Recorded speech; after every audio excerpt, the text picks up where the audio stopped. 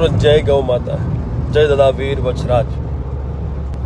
રણમાં દાદા વીર વછરાજજીનું મંદિર છે અને મંદિરમાં 7,000થી પણ વધારે ગાયોનું ભરણ પોષણ વછરાજ દાદા સમિતિ દ્વારા કરવામાં આવી રહ્યું છે છેલ્લા ઘણા વર્ષોથી. હવે આવનારા સમય માટે વછરાજ દાદા સમિતિની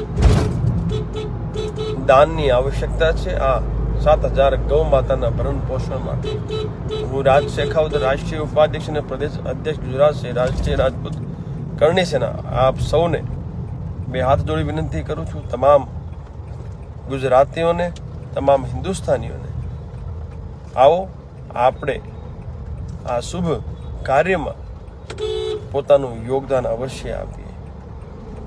જય ગૌ માતા, જય દાદા વીર વછરાજજી.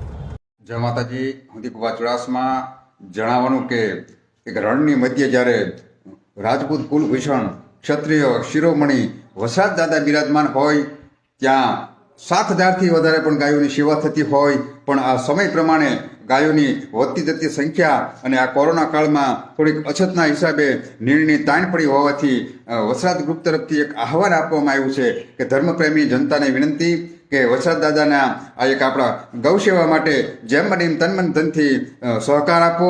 હું મરું પણ માગું નહીં અપને તન કે કાજ, પણ પરમારથ કે કારણે મને માંગતા ન આવે આ લાજ.